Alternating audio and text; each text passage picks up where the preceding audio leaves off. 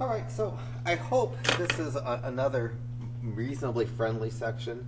P2 was kind of a nasty section, and the very last section in chapter P has one thing in it that's a little bit hard, but the middle sections in chapter P are kind of friendly. P4 is on adding and subtracting of polynomials, and you can only add or subtract something that has a letter if it has exactly the same letters with the same exponent. For instance, something like 8x squared and 5x squared, these are considered like terms, and they can be added. A like term is a monomial that has the same variables or the same letters with the same exponents. So these are considered like terms because they both have just the variable x, and the x has an exponent of 2. And like terms can be added and they can be subtracted. You add just by adding the coefficients, and you don't change the structure of the letters. Something like this, those aren't like terms because they don't have the same variables. So these right here, you can't add these. So there's no way to simplify 7x plus 5y. It's an addition problem that can't be written any easier or in a more simplified method. Similarly, something like 7x squared plus 3x, those can't be added either. They do have the same variables or the same letters, but they don't have the same exponents. So the only time you can add and subtract when you have variables is if you have exactly the same variables and the variables have the same exponent.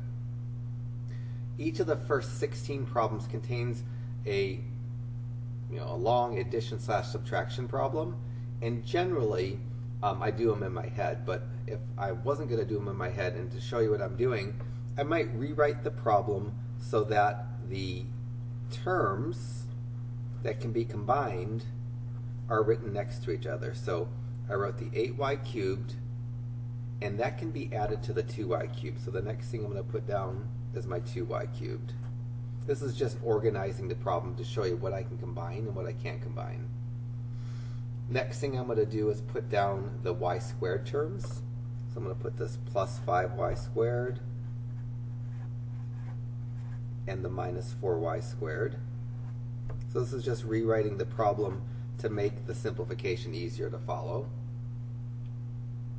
Now I'm going to write the terms with just a y without an exponent, which is this plus 7y and this minus y. And then I'm going to write the numbers that don't have any letters, the minus 2 and the plus 11. So this string of, or this, polynomial equals the polynomial above it, but it's easier to see how this polynomial can be simplified. And now I'm just going to combine the like terms. The like terms are written next to each other. They have the same variable with the same exponent. And when you add or subtract like terms, the letters don't change, just the numbers in front of the letters do. So to add 8y cubed and 2y cubed, I get a 10y cubed. And then the next one is a 5y squared minus a 4y squared. And 5 minus 4 is 1. It's a positive one, so I'm going to write a plus sign because it's positive. And then I'm going to write a 1y squared. It probably would be better if I didn't write that one, but it's certainly not wrong to write that one. If I had written just a regular y squared, it would have exactly the same meaning as 1y squared, because when there's a variable or a letter written by itself without a number to the left of it, that letter, the number is implied to be 1. Now I'm going to combine the 7y and the minus y. I have to remember that that minus y is really a minus 1y, so I'm going to go 7 minus 1, and I'm going to get a positive 6y. And the last thing I need to combine are a minus 2 and a plus 11. And my calculator will do that if I can't do it in my head. So I'm going to go minus in the parentheses, 2, and then plus 11. My calculator will tell me that's a minus 9. It'll tell me it's a positive 9. So I'm going to put a plus 9 after the 6 y's. And both lines here would be acceptable answers. I've combined the like terms In addition to combining the like terms, I wrote my answers in descending order, which means it wants the highest exponent of the letter first, it wants the number without any letter written last, and then the terms with the letters, the exponent should decrease. So that has an exponent of 3, that has an exponent of 2, no exponent, so there's an exponent of 1. So the exponents in my letters are going in descending order, and the number without the letters written last. I'm going to reorganize problem 4 just like I reorganized problem 2. I'm going to take the y cubed terms first. I'm going to write a 12y cubed and a minus 2y cubed. That's eventually going to give me a 10y cubed. And then I'm going to do the plus 5y squared and the minus y squared.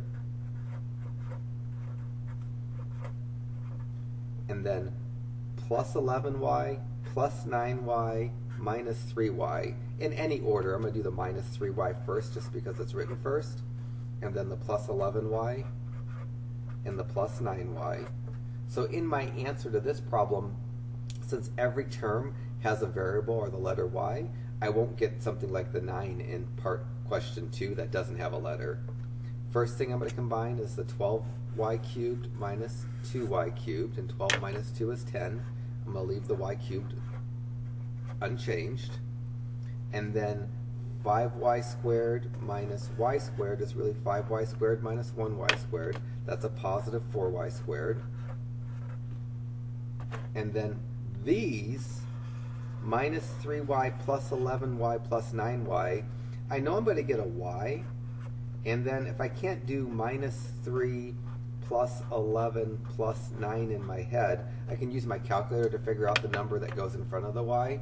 So just in case you're not good at working with negative numbers, I'm going to go minus 3 plus 11 plus 9, and the number that goes in front of the y is the number 17. I could do that in my head. It's a positive 17, so I'll put a plus sign. So this is the best answer for question 4. Notice I kind of combined like terms, and I have the terms going in descending order, the highest exponent, the middle exponent, and then the lowest exponent. And I don't write that one, but it's assumed to be there. And I don't have a constant term or a term without a letter. 6 is not going to simplify much, and again, I'm going to rewrite it in a nice order, but you don't have to do this. But I'm going to write the y squared term first, and then this 2y I'm going to write second, and when I'm writing it second, it needs to have a sign, and it certainly doesn't deserve a minus sign because it's not minus, so I'm going to put a plus sign when I rewrite it with the 2y not first anymore. So that's writing the problem, grouping the things in a nice order, putting the highest exponent first, the terms with the first degree, and then the term without a letter or the constant third. The only thing that can be combined in number 6 are the 2y and the 3y. The negative 4y squared and the positive 11 need to be part of my answer, but they're not going to change because there wasn't a term that they can be combined with or added or subtracted to. So my answer to number 6 is going to be minus 4y squared plus 5y and plus 11.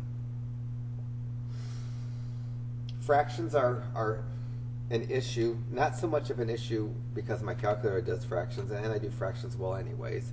Again, I'm going to rewrite problem 8 in a nice order.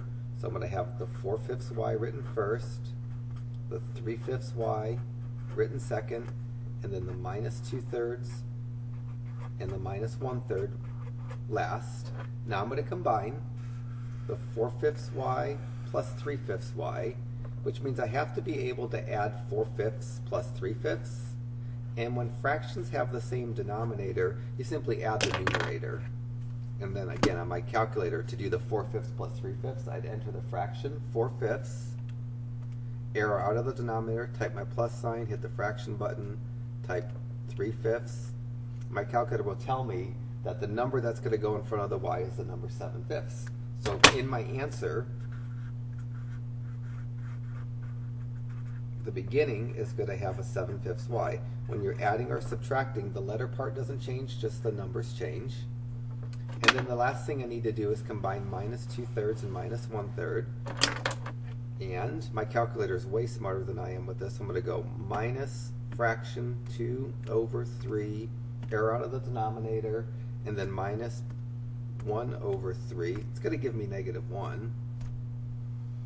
So negative 1 is what I'm going to put in my answer after the 7/5 y. And it would be nice if I could get that minus 1 without using my calculator. And to do that, to do the minus 2/3 minus 1/3, they have, those two fractions have the same denominator, so I could have made this by hand, minus 2 minus 1 over 3, just writing the numerators together over the denominator. Because the numbers in the numerator have the same sign, I'm going to add them and keep them negative. And so minus 2/3 minus 1/3 comes out to be minus 3/3, and minus 3/3 is a minus 1. It would be okay to write your answer like this, but actually kind of odd to write it like this. But because subtracting is the same as adding a negative, you could have written that. So if in some other class you learned to write an answer with a plus sign, it's completely okay. It's just not common. Usually writing one sign is better than writing two signs with a parentheses, but if you were working ahead of me and you wrote that for an answer, then it's completely okay. And on a test, if your answer is right and simplified, even if it looks a little bit different than mine, I'll give you full credit. Monster fraction problem. I'm going to get them written in a nice order again. So I'm going to write 3y squared plus 5y squared. Notice that I'm writing an equal sign. It's not the biggest deal whether you do or don't write that. This just means that this line right here is equal to the line above it, which was kind of nice to say, but it's not really necessary. And now I'm going to write the y terms. The 1/2 y is going to get a plus sign in front of it. The minus 2/3 y and the plus 5/6 y are all going to be strung together in a row. I have almost everything written except for the plus 8. Now I'm ready to get my answer by combining the terms that can be combined. The 3y squared and the 5y squared are going to combine to an 8y squared. So part of my answer is going to have an 8y squared. And then to combine the y's together, I'll do them on my calculator, then I'll do them by hand. But what I have to do is combine a 1/2 minus 2/3 and a plus 5/6. I can do that without my calculator, but it's probably quicker on my calculator. So I'm going to pull out my calculator and go fraction 1 over 2 minus fraction 2 over 3 plus fraction 5 over 6.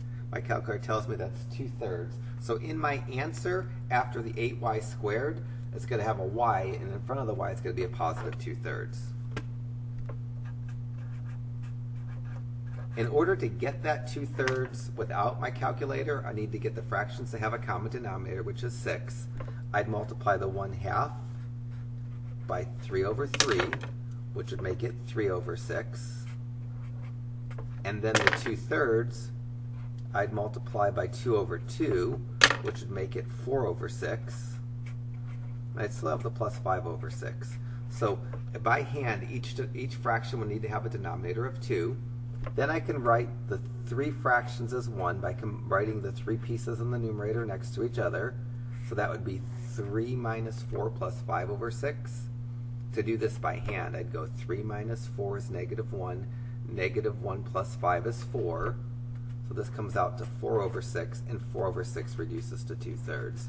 So I'm totally okay with you using your calculator to do the fractions if you don't care to do them by hand.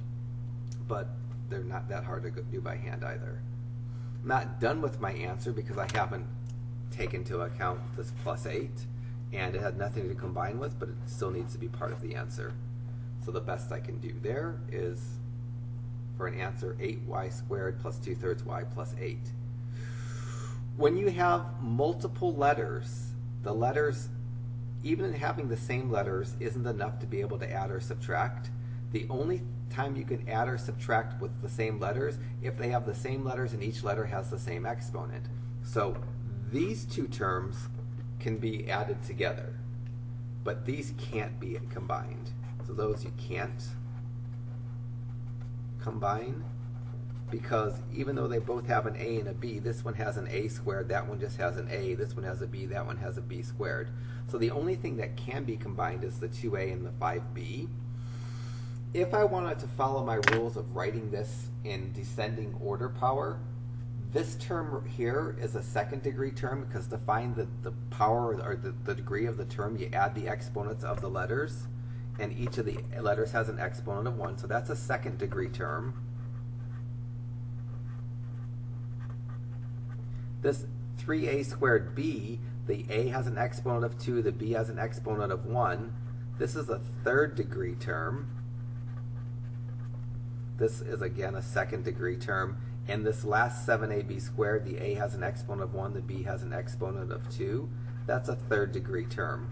The third degree term should go first, and there isn't really a hierarchy whether this third degree term should be first or that third degree term should be first.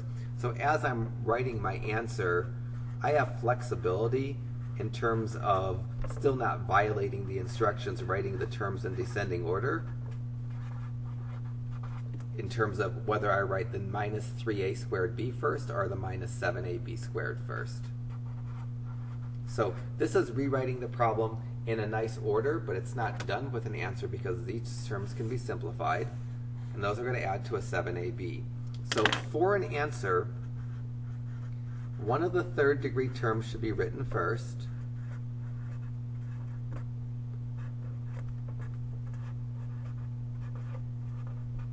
And the 7ab, which is the second degree term, should be written last. The other answer that's equivalently good would be minus 7ab squared minus 3a squared b plus 7ab. So both of those are acceptable answers. I've combined the like terms that can be combined, and I've written them so that the powers are going in descending order.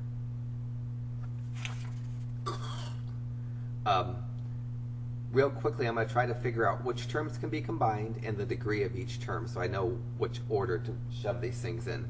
This first term is a fourth degree because I add the exponent of 3 on the x and 1 on the y.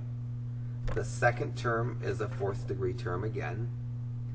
The third term is 1 for an exponent on the x, a 2 for an exponent on the y, so that's a third degree term.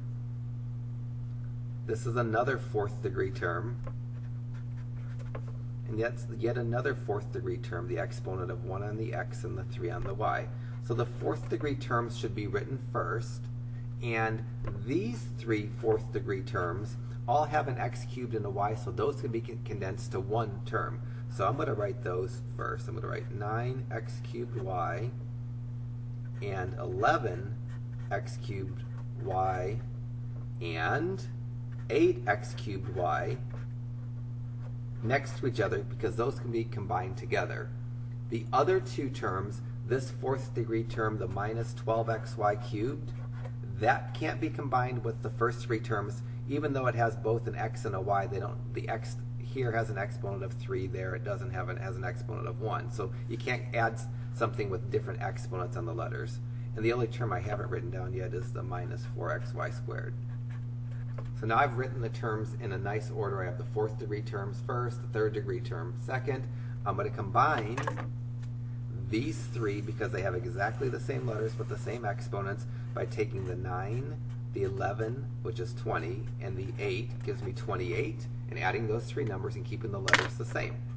So now for my answer, I'm going to write 28, and then I don't change the letters, so I'm going to leave it at x cubed y.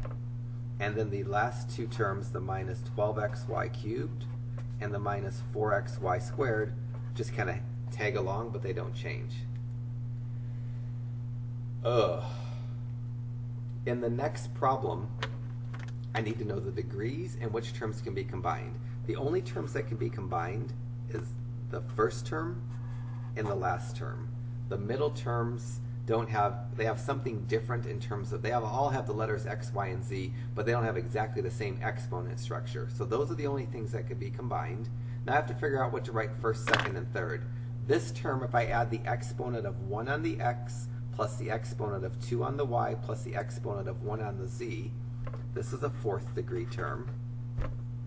The second term, each of the exponents is 1, so the exponent of 1 on the x plus 1 on the y plus 1 on the z creates a third degree term.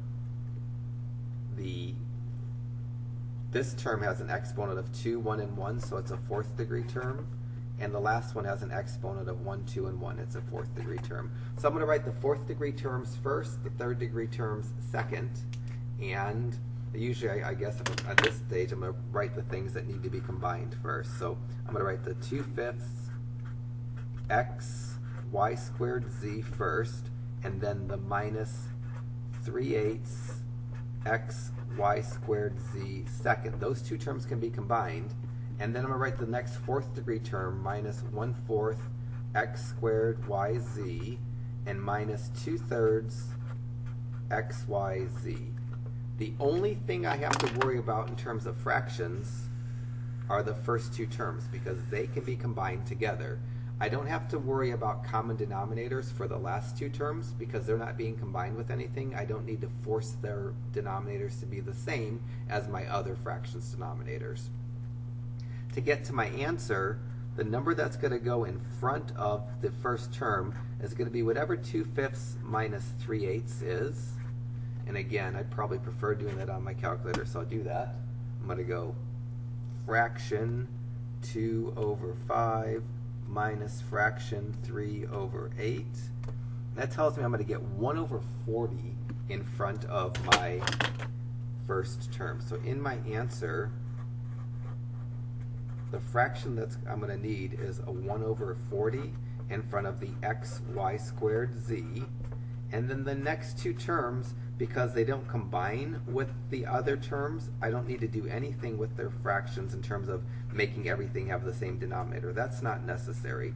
I only need the same denominator in terms that I'm combining together. To get this 1/40 without my calculator, I would have had to take the 2/5 and multiply it by 8/8, which would give me 16/40. And I would have to take the 3/8 and multiply it by 5/5, and that would give me a minus 15/40. And then you'd go 16 minus 15 gives you the 1/, and then the 40 part will stay. Again, when we get to the test, if you're comfortable doing fractions by hand, do them by hand. I make enough mistakes adding and subtracting with fractions that I use my calculator, and I don't have any problems with you resorting to your calculator to do the fractions. The next group of problems have parentheses. If there was a minus sign between the parentheses, then I would have to do something when I write the problem without the parentheses. But if a parentheses has a plus sign in front of it or no sign in front of it, I can just drop the parentheses and write the problem without the parentheses without changing any of the problems. So this problem right here, the parentheses were more or less a nuisance. 3y plus 15 in parentheses is equal to 3y plus 15 without the parentheses, and plus parentheses 8 plus 7y is equal to plus 8 plus 7y. So each of the problems between 17 and 26 will have parentheses. I can simply drop the parentheses without doing any changing. If this was a minus, I would have to worry. And that's going to come up in a bit.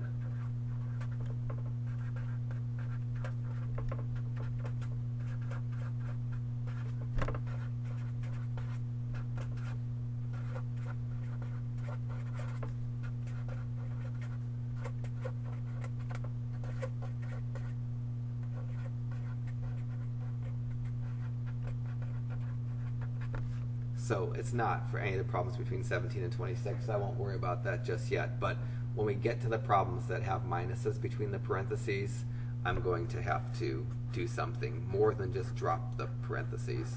For my answer, I'm not even rewriting this. I think I can add the terms that I need to. I'm going to add this 3y and this 7y and get a 10y, and this 15 and this 8 and get a positive 23. To do 20, drop the first parentheses, I get a negative 2x squared minus 3x minus 5. Drop the second parentheses, I get a plus x squared plus x minus 2. Now I'm going to write it in a nice order, but you don't have to. If you can get from this to the answer, it's fine by me. But I'm going to write it as minus 2x squared and then plus x squared and then minus 3x plus x minus 5 and minus 2. It might help me for the x squared term and the x term that didn't have numbers in front of them to realize that there's a 1 implied in front of them. And now I'm going to combine the terms that can be combined. These can be combined, these can be combined, and these can be combined.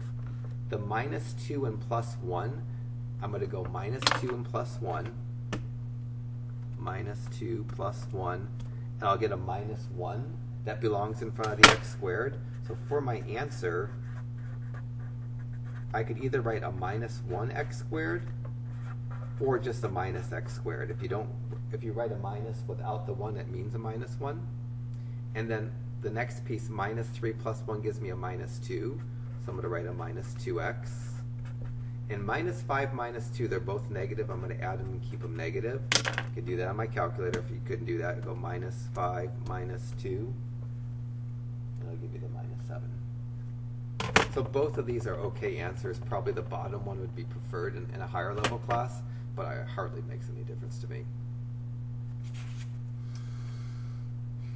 22, I'm going to write it without the parentheses. I'm going to get 7x to the 4th plus 3x cubed plus 2x plus 6x cubed minus 7x plus 3. I'm going to write it in a nice order and put the terms that can be added next to each other. You can probably go straight to the answer without doing this step, and that's probably preferred. But it's not wrong to do this extra work. Now I'm going to combine the things that can be combined and bring down the things that have nothing to combine with. So those can be combined, and those can be combined. The 7x to the 4th needs to be first because it has the highest exponent, and it doesn't change. The 3x cubed plus the 6x cubed give me a 9x cubed. 2x minus 7x gives me a minus 5x, and I'm going to leave the plus 3 alone. You could do 3 plus 6 on your calculator if you need to. You could do 2 minus 7 on your calculator if you need to. Next problem, drop the parentheses. I get 4xy minus, which is a second degree term,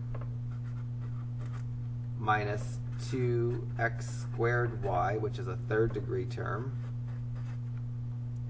plus 3x, which is a first degree term, plus 5x, which is a first degree term, minus 6xy, which is a second degree term, and then plus 7x squared y, which is a third degree term.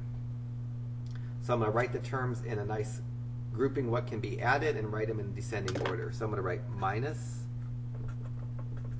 2x squared y, which is one of the third degree terms, and plus 7x squared y, which is the second third degree term. Those can be combined. Now I'm going to write my second degree terms, plus 4xy and minus 6xy, and then the first degree terms, plus 3x and plus 5x. Now I'm going to combine these,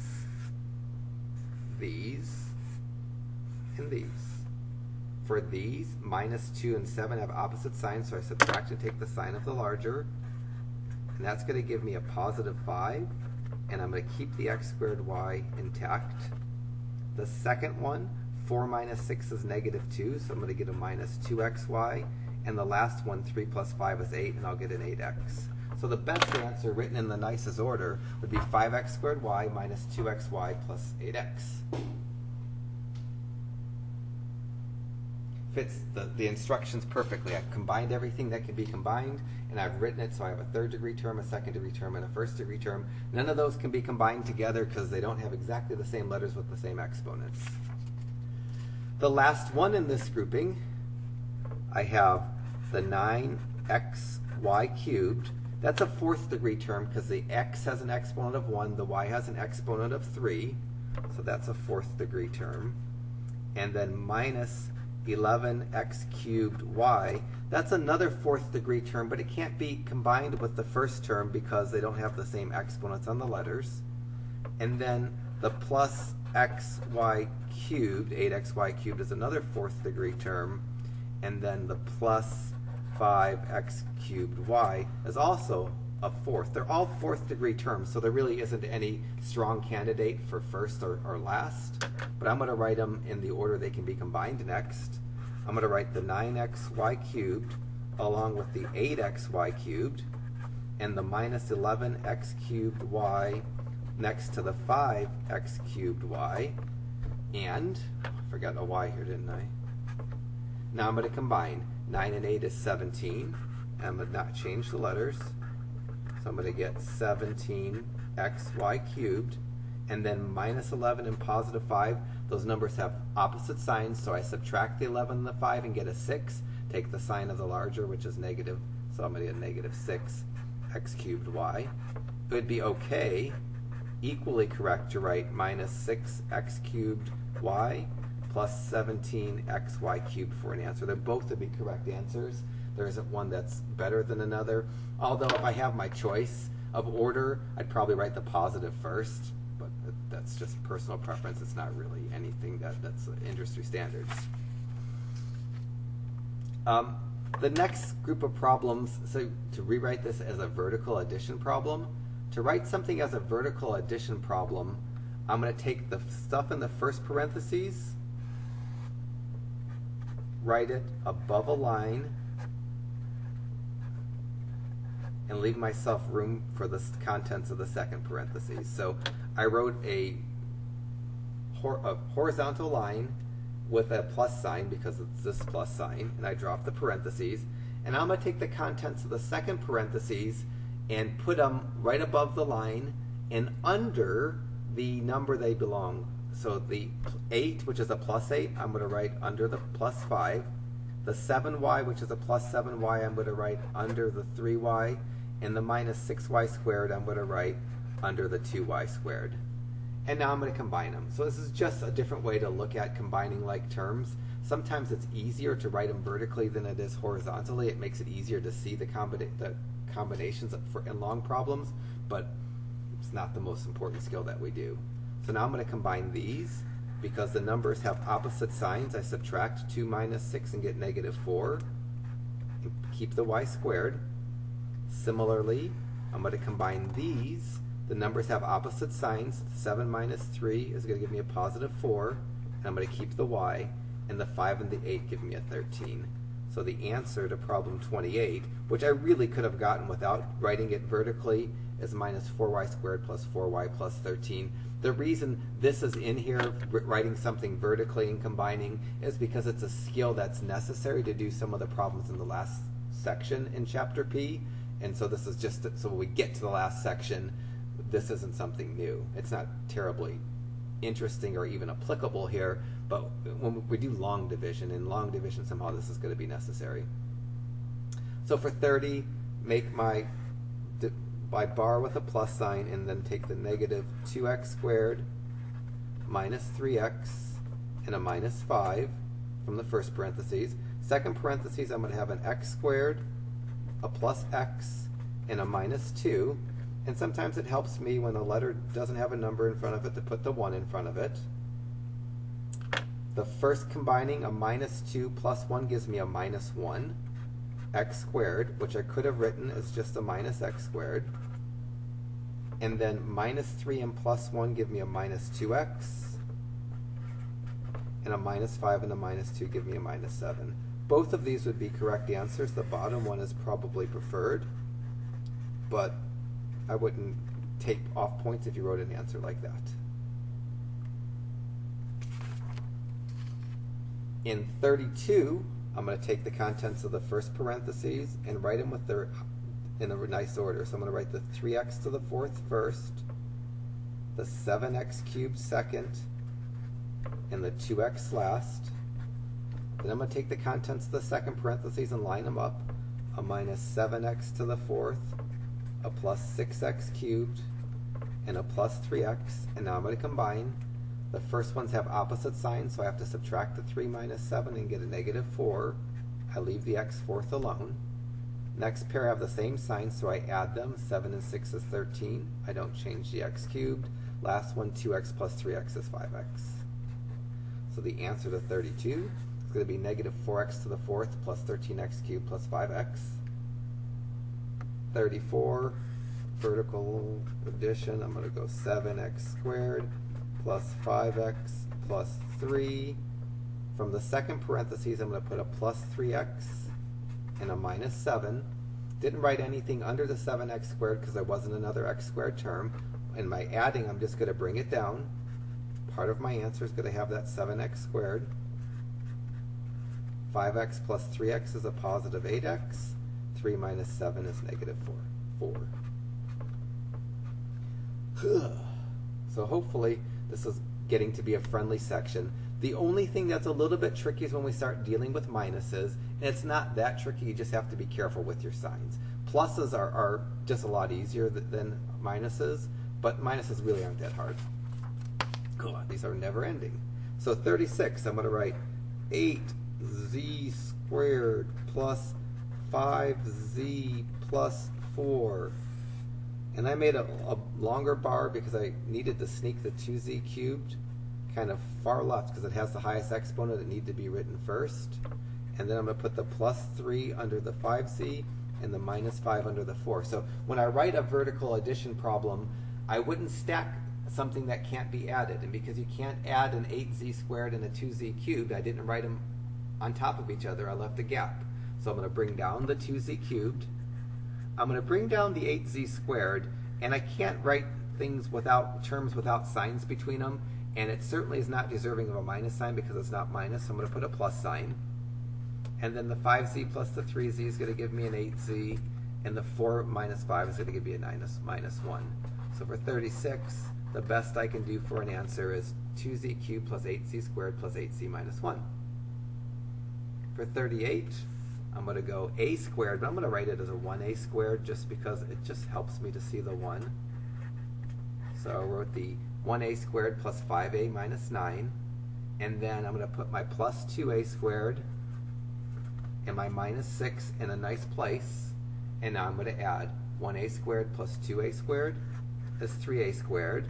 I'm going to bring down the 5a because there was nothing to combine with it. And then the minus 9 and the minus 6 have the same sign, so I add them and keep them negative. It's generally my hope that, you know, if after watching 2 or 3 problems in a grouping, if you feel like you know how to do the problems, you don't have to watch every single problem I do on these videos. But for that matter, if you have to rewind and watch something 3 times, that's okay too. But in a group of problems like this, where it's reasonably straightforward, you know, if you watch me do the first 2 problems and maybe the last 2 problems in the grouping and skip the 4 middle problems, it's going to make the videos go a little bit quicker, and it might not hurt your understanding. So you'll kind of gauge as the semester goes on if you could hit the fast forward button or if you have to watch something again. I know the videos are, I mean, they're just numbing boring. I completely apologize. They are, I think, better than what I could do in class, because in class I'm just rushed always. There's always that clock that's going to end, and I have to really move a little bit faster and not do as much as I like to. So hopefully these are going okay. And always would be nice if, you know, you're watching the video and I was getting ready to do problem 38. It would never be a bad idea for you to pause, do problem 38, and then just see if you can match up with me, because if you can do the problem before I do the problem, then you're doing perfect. The next group of problems, again, it almost feels silly to ask these as a group of problems. They're all real easy. To find the opposite of any polynomial, you take that polynomial and you put it in a parentheses and put a negative in front of it. So this is considered the opposite of 2x minus 7. Of course, that's good, but not the final answer that's going to be wanted. The final answer to this problem is going to be achieved by getting rid of the parentheses. And to get rid of the parentheses, if there's a negative in front of the parentheses, the negative is going to attach to any positive, and it's going to flip the sign of any negative. So this, the opposite of 2x minus 7 is going to be negative 2x plus 7. The opposite of any polynomial is just that polynomial with every sign change. Went from a positive 2x to a negative 2x, went from a negative 7 to a positive 7. I showed this step because this step's going to be important in the next group of problems. So to find the opposite of 5x minus 4, the opposite of any polynomial can be found by taking that polynomial, putting it inside a parentheses, and putting a negative in front of the parentheses.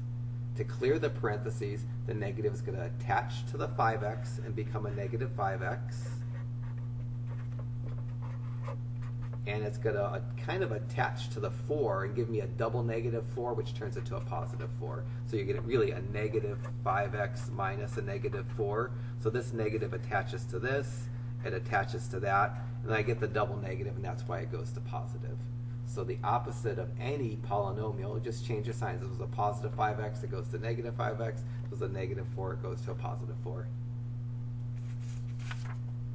The opposite in 44, the opposite of negative 3x minus 4 is negative 3x plus 4. Again, I could do this long as attach the negative to the negative 3x and attach the negative to the 4. With the 3x, I have a double negative, which goes positive.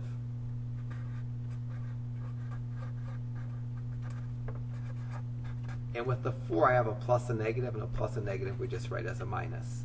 Again, the opposite of any polynomial can be gotten by just flipping the signs. The negative 3x went to a positive 3x, the positive 4 went to a negative 4. I really don't need to show the parentheses part, but the parentheses part, again, it's going to be important in the next group of problems. So I could find the opposite of negative 7x minus 1 without showing the parentheses. The opposite of negative 7x is positive 7x. The opposite of negative 1 is positive 1. And also, I could have done it with the parentheses. So this means the opposite. Putting a negative in a parentheses in front of a polynomial means the opposite. And then that means find the opposite of negative 7, which is positive 7, the opposite of negative 1, which is positive 1. So the answer to 46 is 7x plus 1. For 48, again, I can write the answer quicker than I can without doing it with the parentheses. The opposite of negative 2x cubed is positive 2x cubed. The opposite of negative 7x is positive 7x. The opposite of positive 1 is minus 1. Have to realize that this problem would simplify to exactly what's underneath it. Putting a negative in front of a parentheses means to find the opposite. So I'd make the opposite of negative 2x cubed, the opposite of negative 7x, and the opposite of 1.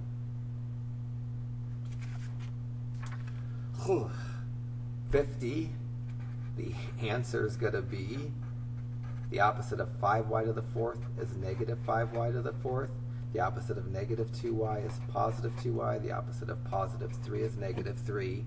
Could have done the step saying negative 5y to the 4th minus 2y plus 3. That means that's symbolically how we signify find the opposite. The opposite of 5y to the 4th is negative. The opposite of negative 2y is positive 2y. The opposite of positive 3 is negative 3. The answer for 52, the opposite of positive x to the 5th is negative x to the 5th. The opposite of negative 2x cubed is positive 2x cubed. The opposite of 5x squared is minus 5x squared. The opposite of negative 3x is positive 3x. The opposite of positive 1 is negative 1. Which would be the same answer if I saw this in a problem. A negative in front of a parentheses tells me to find the opposite of the contents of the parentheses. And making this connection is going to be important right here in a second. The next group of problems is just exactly what I've been doing. It's asking me to find the opposite symbolically. It doesn't say find the opposite, but it means to find the opposite. A negative in front of the parentheses asks me to find the opposite. So the opposite of positive 2x in 54 is negative 2x. The opposite of negative 3 is positive 3. So the answer to problem 54, the negative of the quantity 2x minus 3 is negative 2x plus 3. In 56, the opposite or the negative of this is going to be negative 4x squared plus 5x plus 1. That's the answer. There's no work to do or to show. 58. Negative in front of a parentheses tells me to find the opposite of what's in the parentheses. The negative opposite of negative 4x squared is positive 4x squared. The opposite of positive 5x is negative x. The opposite of negative 9 is positive 9. So this is as easy as it gets in terms of one-step answers, no real algebra to do. 60, the negative in front of a parentheses asks me to find the opposite. The opposite of negative x squared is positive x squared. The opposite of positive 3x is negative 3x. The opposite of positive 1 is negative 1. That's all there was for that group of problems. That whole set of last two sets of problems were setting us up for this right here. To do subtraction with parentheses, the parentheses that has the minus in front of it, when I drop the parentheses, I have to put the opposite of the contents of the parentheses. So to do problem 62, the first 3y plus 15, I'm not going to find the opposite of 3y plus 15 because there's not a minus in front of that parentheses. I can just drop that parentheses. But the second parentheses has a minus in front of it, so I need to find the opposite of the contents of that parentheses when I drop the parentheses. And the opposite of positive 8 is negative 8. The opposite of positive 7y is negative 7y. So when there's a minus, unlike when there's a plus, I have to find the opposite of the parentheses that has a minus in front of it. Now I'm going to combine the like terms. I'm going to go 3y minus 7y and positive 15 minus 8. The 3y minus 7y is going to give me a minus 4y. And 15 minus 8 gives me positive 7. 64, the first parentheses, I don't find the opposite because there's not a minus sign in front of it, so I just continue to write it like it was written. Second parentheses, because there's a minus in front of it, I need the opposite. The opposite of positive x squared is negative x squared. The opposite of positive x is negative x. The opposite of negative 2 is positive 2. Now I need to combine like terms. I'm going to put the negative 2x squared and the negative x squared next to each other, and the negative 3x and the negative x next to each other, and the negative 5 and the positive 2 next to each other. I like to add ones to the letters that don't have numbers in front or coefficients just because it makes it easier for me. The first two terms, the 2 and the 1 are both negative, so I add the numbers and keep them negative. That's going to give me a negative 3x squared. The second two terms, similarly, both the x's have negatives in front of them, so I add the two numbers and keep them negative. 3 and 1 is 4. I keep it negative and get a minus 4x. The 5 and the 2 have opposite signs, so I have to subtract those and take the sign of the larger and get a minus 3. So the best answer I could come up with for 64, I've dropped the parentheses, I've combined like terms, and I've written the exponents in descending order. 66, first parentheses I can just drop because it doesn't have a minus in front of it. I don't need the opposite. Second parentheses has a minus in front of it, so I need the opposite. The opposite of 6x cubed is negative 6x cubed.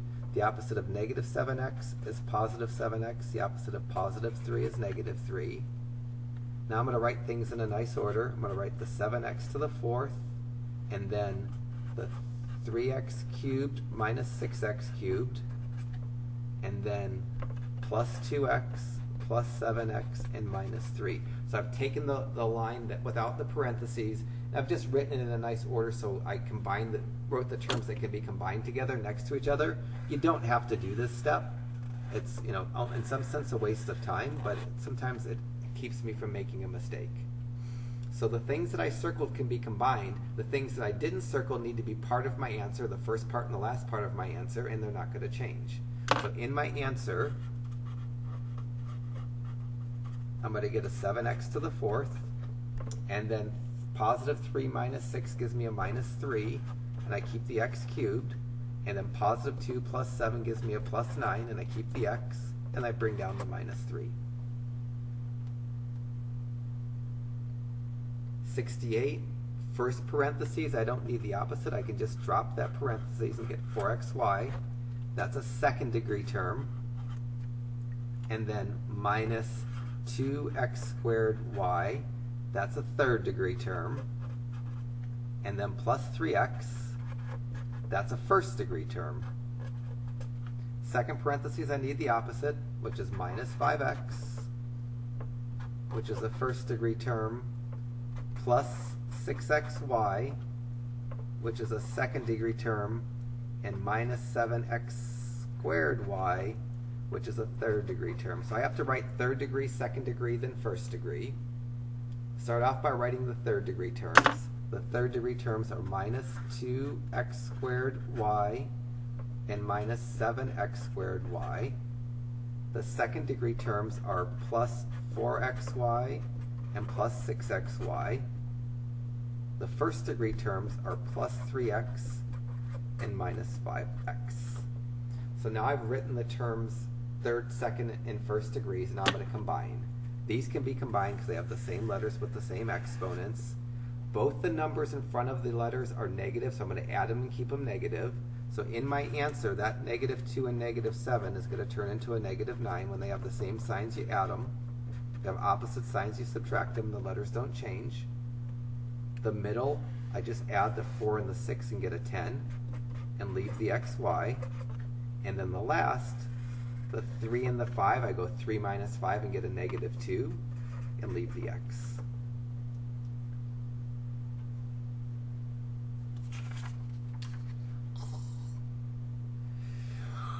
First parentheses in 70, I'm going to write 9xy cubed, and that's a fourth degree term again, because the x has an exponent of 1, the y has an exponent of 3. I add the exponents of 1 on the x plus 3 on the y and get an exponent of 4. The second term, minus 11x cubed y, is another fourth degree term, but it can't be combined with the first term because it doesn't have the same letters, exponents with the same letters. Second parentheses, I do the opposite. I get a minus 8xy cubed, which is another fourth degree term, and a minus 5x cubed y, which is another fourth degree term. So there isn't a clear-cut winner for first and last. I might as well just take the first term and write it first, but I'm going to group the things that be combined. So I'm going to write 9xy cubed and minus 8xy cubed next to each other because they can be combined, and the minus 11x cubed y and minus 5x cubed y next to each other because they also could be combined. Now I'm just going to combine the coefficients. The first one, 9 minus 8, is going to give me a 1, and I'm going to leave the letters xy cubed. It would be better if I didn't write that 1, but it's not wrong to write that 1. And then the last two both have negatives in front of them. 11 and 5 is 16. I'm going to add them and keep them negative.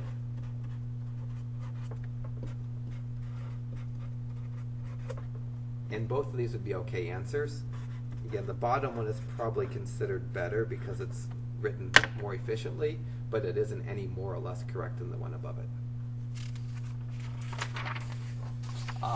So for 71 through 82, I'm supposed to write it as a vertical subtraction problem. To write something as a vertical subtraction problem, I'll take the contents of the first parentheses and write them without the parentheses. I'm going to go 2y squared minus 3y plus 5. I'm going to keep the parentheses and write these in a better order. I'm going to write minus 6y squared. I'm not changing any signs just yet, plus 7y, and plus 8. So what I've done is written without the parentheses, because this parentheses can be dropped without any sign changing, what was written first, and then what was written after the minus sign I kept in a parentheses, but I wrote it in a little better order, but I kept the sign of negative 6y squared plus 7y and plus 8. Now I'm going to find the opposite. So I'm going to rewrite this problem before I combine. I'm going to leave the top line 2y squared minus 3y plus 5. I'm going to find the opposite of this. The opposite of minus 6y squared is positive 6y squared. The opposite of positive 7y is minus 7y. The opposite of positive 8 is minus 8. This is what I'm going to combine. Quite honestly, I probably don't need to show this first step. I know that I could have gotten this line from here because I know that when I put every one of these on my second line, I need the opposite of these. So instead of putting negative 6y squared, I needed the opposite of 6y squared. Instead of putting positive 7y, I needed the opposite of positive 7y. Instead of putting positive 8, I need the opposite of positive 8. Now I'm going to combine and get my answer. And once I do the opposite, now it's technically an addition problem because I've done the opposite. It makes an addition problem, but that's a little bit overkill. So I'm going to go 2 plus 6y squared and get an 8y squared, and then a minus 7 and a minus 3y give me a minus 10y, and a 5 minus 8 gives me a minus 3. And that blew off the screen there. Ugh. I'm here on a Sunday afternoon in June, and the building doesn't have heat, so you can be thankful for many reasons you're not in here with me, and the hotness being, one issue, but the the stink factor could be not good right now, so hopefully you're really thankful that you're not here. So for 74, I'm going to write it, and I'm going to write it kind of how it should be written shorthandedly, quickly, rather than doing the 2 vertical lines. So the first one I'm going to do minus 2x squared, minus 3x, and minus 5. And when I go to put them on the second line, I'm going to flip the signs because I'm going to put the opposite there. The opposite of x squared is minus x squared. The opposite of positive x is minus x. The opposite of minus 2 is plus 2. And again, this whole vertical work, it's setting us up for something in the last section in chapter P. And that's why I'm doing it here. So because there's something that's hard in that last section, and to introduce this and the hard thing together would compound the difficulty. So getting this part of that out of the way now will make it easier when we get to that section. I'm going to attach 1's in front of the x's and combine. Minus 2 and minus 1 give me a minus 3x squared. Minus 3 and minus 1 give me a minus 4x. Minus 5 and plus 2 give me a minus 3. I feel like I've done this problem already. I might have just duplicated a problem and just done it differently. Do the same thing with 76.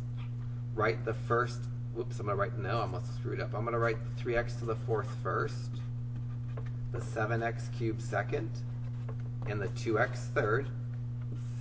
And then I'm going to write the opposite. The opposite of 6x cubed is negative 6x cubed. I'm going to line it up in the right place. The opposite of negative 7x to the 4th is positive 7x to the 4th. I don't really need the plus sign, but it's okay. The opposite of positive 3x is negative 3x. Now 3x to the 4th plus 7x to the 4th. That's going to give me 10x to the 4th.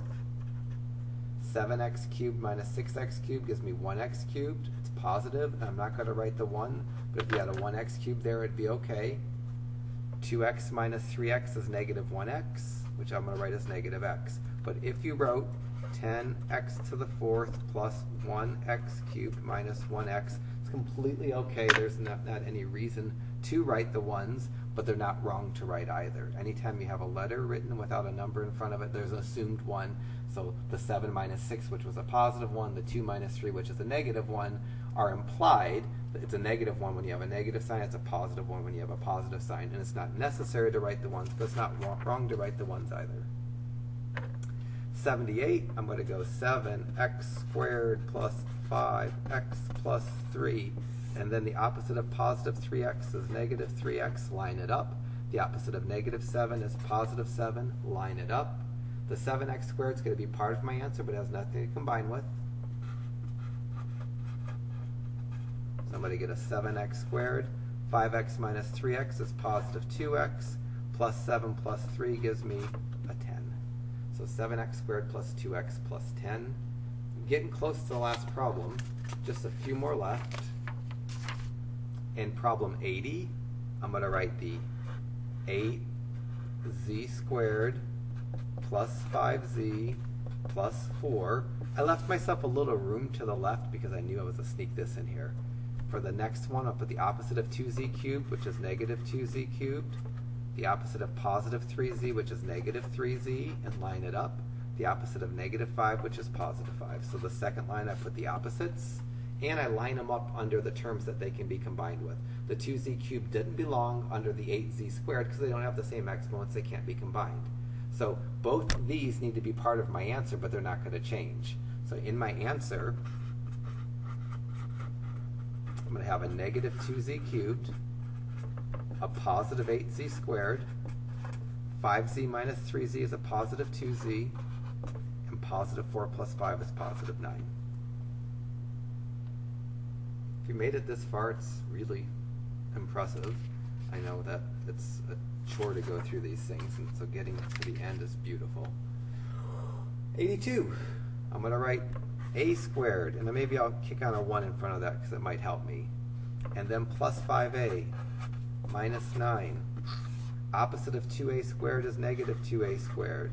Write it under the a squared term. Opposite of negative 6 is positive 6. Write it under the 9. So the 5a doesn't have anything under it because it doesn't deserve anything. There's nothing to combine with it. Here, 1 minus 2 is negative 1, and I keep the a squared. I bring the 5a down, and minus 9 plus 6 is minus 3. And then for my answer, that would be okay, but probably a better answer would be to write that without the 1 and write negative a squared plus 5a minus 3. So that's every even problem in the section. I know that I go at a pretty decent clip through some of these problems just because if I think they're not super hard, I go a little bit faster, and if I went too fast for you, you can pause and rewind. And for the students that can handle the speed, then they get through the lectures a little bit quicker. If you can't handle the clip that I went on, then you could always rewind it and watch it again.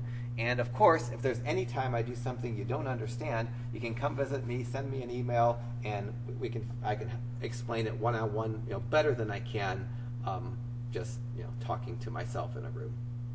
All right, so we're getting closer to the first test. Hopefully, you have the first 4 sections mastered. You should probably always have the sections that you've watched so far mastered before moving on, because a lot of times the skills will build.